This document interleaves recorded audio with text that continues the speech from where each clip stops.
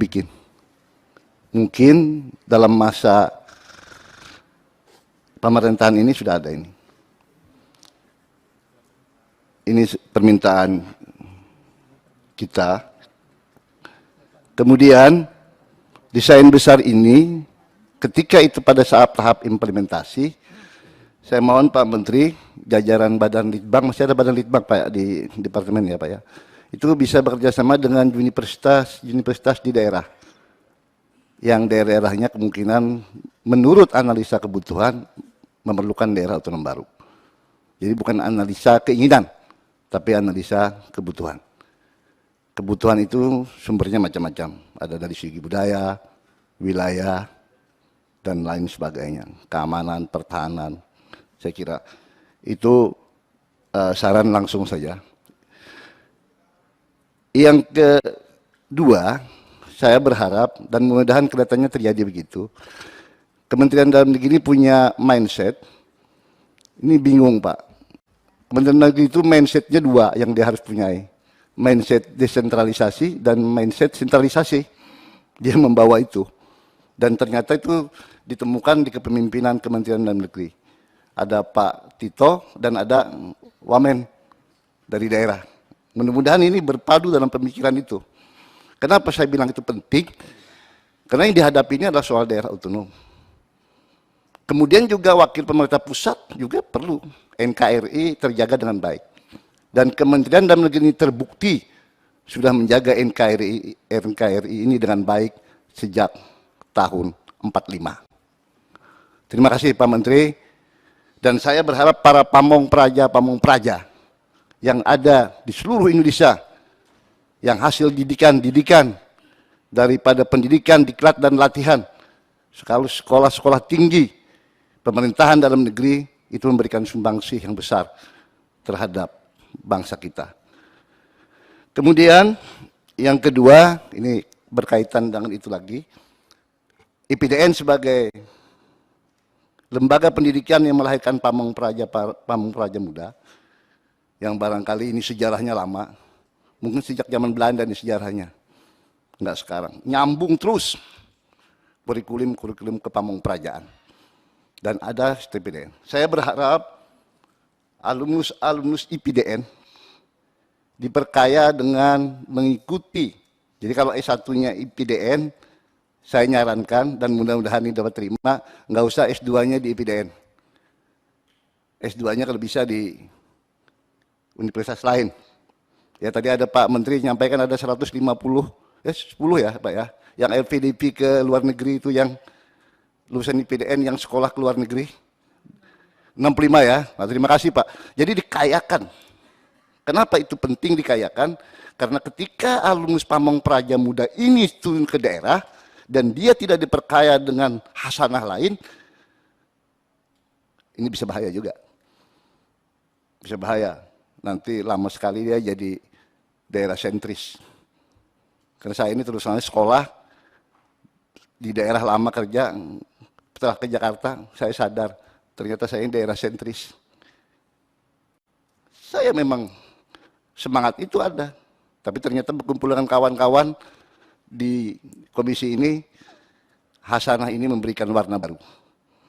Oleh karena itu mindset kementerian, saya masih departemen, mohon maaf ini karena jadul, Kementerian Dalam Negeri, mindset sentralisasi dan mindset desentralisasi harus dipegang. Saya kira itu untuk IPDN. Yang kedua, transfer dana ke daerah. Apa yang disampaikan Pak Teddy tadi saya diskusikan, jangan lagi daerah itulah ngurus-ngurus ke Jakarta ini, minta dana, minta dak, macam-macam ngurus, akhirnya macam-macam negosiasi. Ini harusnya automatic system dana ke daerah ini, automatic system. Kalau automatic system, tidak ada lagi peluang untuk negosiasi.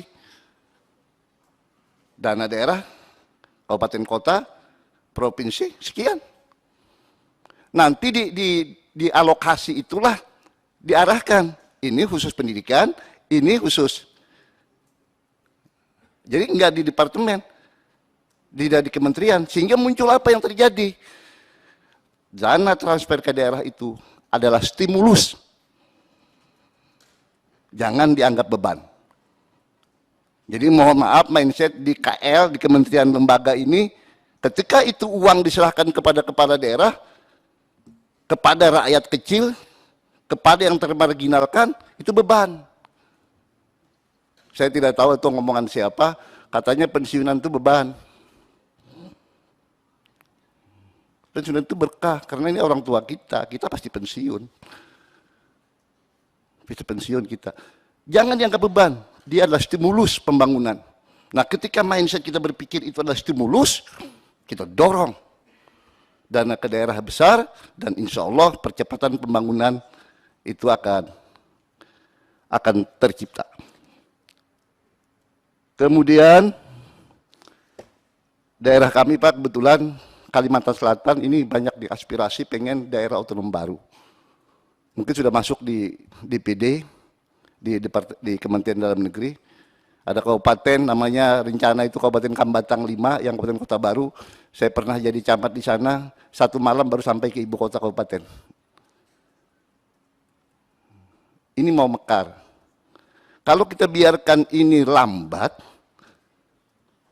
kita ya batin kita, waduh, kita biarkan mereka itu jauh sekali berurusan pelayanan kepada pemerintah kabupaten kotanya.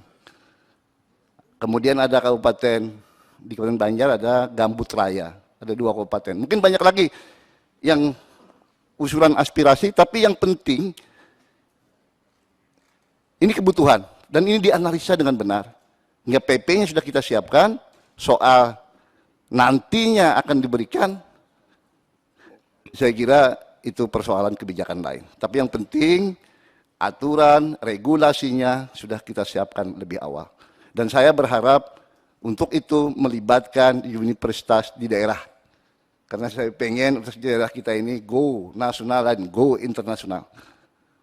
Jangan sampai universitas di daerah itu, kalau hitung-hitung teorinya, rankingnya sekian, nggak pernah ada muncul diberikan tanggung jawab oleh pemerintah pusat. Kalau yang sudah besar nggak usah dibela Pak, yang sudah besar itu mandiri sendiri. Yang perlu di backup itu kita ini, tugas kita negara ini membackup orang-orang lemah, orang-orang teraniaya, orang-orang yang tertinggal, itu tugas kita. Kalau yang besar dia bisa cari makan sendiri, dia bisa berjuang sendiri. Tapi yang kecil, yang di perbatasan, yang tertinggal, apa yang dikatakan Pak Presiden, ini harus kita backup. Terima kasih, mohon maaf kalau ada kesalahan. Wassalamualaikum warahmatullahi wabarakatuh. Assalamualaikum warahmatullahi wabarakatuh. Terima kasih Pak Dufyadi. Pak San. Makasih pimpinan dan anggota, Pak Menteri Dalam Negeri, Menteri